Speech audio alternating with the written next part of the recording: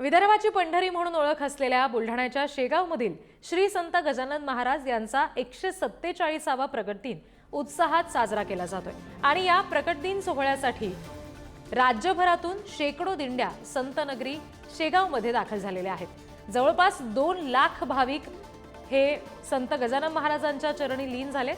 भाविकांची कुठलीच गैरसोय होऊ नये म्हणून रात्रभर मंदिर भाविकांच्या दर्शनासाठी खुलं ठेवलं गेलं आणि संस्थानने तसा निर्णय घेतला।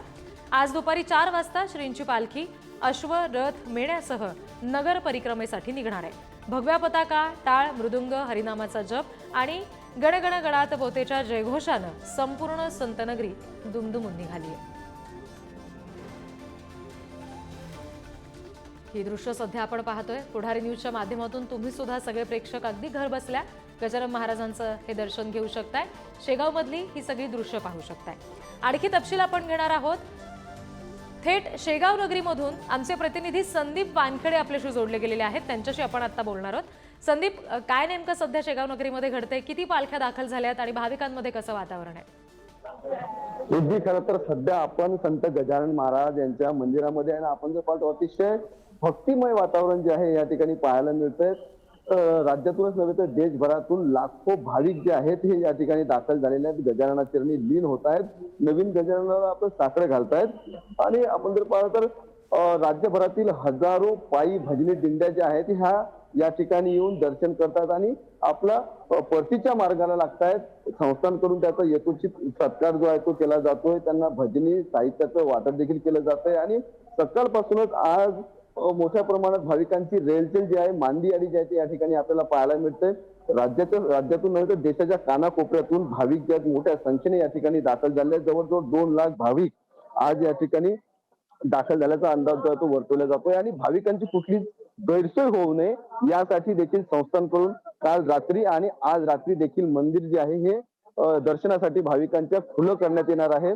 आणि या संपूर्ण जवळजवळ 13 फेब्रुवारी पासून जे आहे या प्रगट दिनाच्या सोहळ्याला सुरुवात झालेली आहे आणि उद्या काल्याच्या कीर्तनाने जे आहे या संपूर्ण सोहळ्याची सांगता या ठिकाणी होणार। काही भाविक जे आहेत ते आपल्या सोबत आहेत, आपण भाविकांच्या देखील या ठिकाणी प्रतिक्रिया जाणून घेऊयात। माऊली, काय सांगाल, कुठून आलात, कधीपासून येत आहे?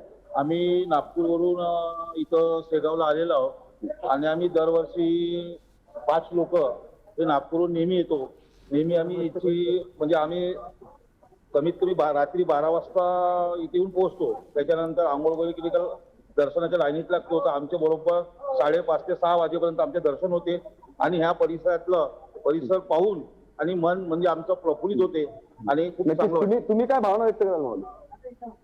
मी बऱ्याच तीर्थक्षेत्राला आजपर्यंत भेट दिलेली आहे, परंतु शेगावला आल्यानंतर मनात जी प्रसन्नता निर्माण होते ती फक्त इथली जी शिस्त आहे, इथे जे कर्मचारी जे स्वार्थभावाने जे सेवा देतात, ते लोक दर्शनाला येतात त्याच्याशी फार प्रेमाने वागणूक असते, त्यांची फार प्रेमाने बोलतात। इथं डिसिप्लिन, शांतता, त्याच्यानंतर इथली रांगेत दर्शन घेण्याची जी पद्धत आहे, त्यानंतर इथली महाप्रसाद वितरण करण्याची जी पद्धत आहे, महाराष्ट्रातल्या सगळ्या तीर्थक्षेत्रापेक्षा जी इथली जी व्यवस्था आहे ती खरंच म्हणजे एक त्यांचं कौतुक करण्यासारखी व्यवस्था आहे। त्यामुळे शेगाव आणि मेन म्हणजे मुख्य म्हणजे महाराजांच्या समाधीचं आपण जेव्हा दर्शन घेतो तेव्हा मनाला एक शांतता निर्माण होते।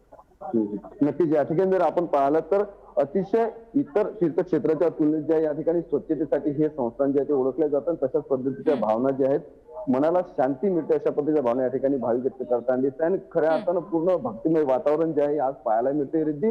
आणि आज सकाळपासूनच शेकडो दिंड्या ज्या आहेत त्या शेगावमध्ये दाखल होत आहेत। हरिनामाचा गजर होतोय, गणगण गणात बोतेचा गजर होतोय आणि या गजराने संपूर्ण ही विदर्भाची पंढरी म्हणून ओळख असलेल्या शेगाव संतनगरी जी आहे ही अतिशय अगदी दुमदुमून या ठिकाणी निघालेली आहे। रिद्धी, संदीप, प्रत्यक्ष श्रींची पालखी ही संध्याकाळच्या वेळेमध्ये निघणार आहे, त्याचं नियोजन कसं असणार आहे? तेव्हा भाविकांसाठी कशा पद्धतीच्या सूचना जारी केलेल्या आहेत? खरं तर 13 तारखेपासून या संपूर्ण कार्यक्रमाला सुरुवात झालेली आहे आणि वेगवेगळे धार्मिक कार्यक्रम या दरम्यान या ठिकाणी संस्थांकडून आयोजन करण्यात आलं होतं। आज दुपारी 4 वाजता जी आहे अश्व, गज, मेना, पालखी अशी या संपूर्ण शहरातून प्रदक्षिणा निघणार आहे।